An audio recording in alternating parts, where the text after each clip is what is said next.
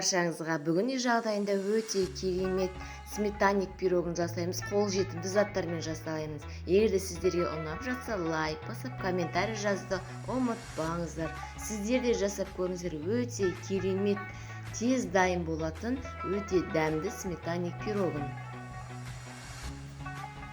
Мен керек заттарымды описание бөліміне тіркеп қоямын.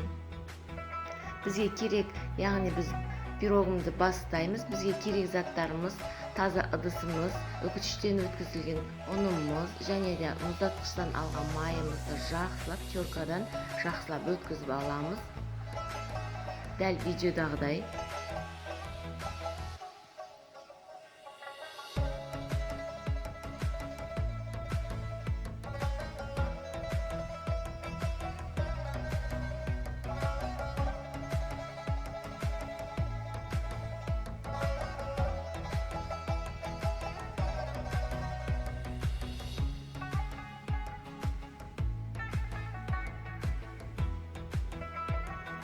Біздің яғни қамырымыз үгітілмелі қамыры болып шықты керек. Мына өте дайын болып шықты.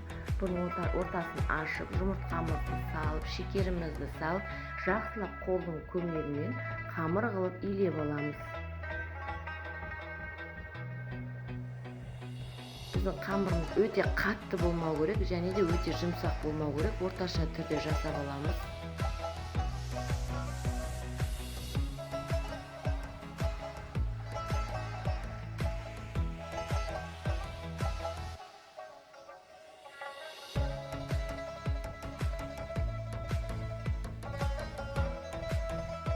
Біздің қамырымыз дайын болды. Енді осыны арнайы салфеткаға салып, мұздатқышқа 20-25 минутқа салып қоямыз. Оға дейін біз начинкасын жасай береміз.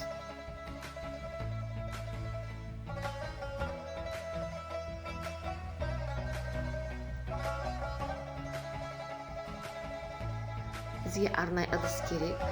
Қаймағымызды салып, жұмыртқамызды жарып, аз ғана шекерімізді салып, барлығын жақсылап араластырып аламыз. Венчиктің көмегімен дәл видеодағыдай жақсылап араластырып аламыз. Біздің бұл затымыз сұйық болып шығу керек. Бір-біріне жақсылап бірігу керек.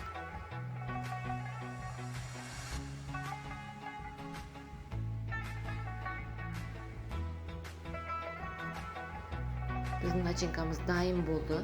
Енді қамырымызды алып, мұз ашқан қамырымызды алып,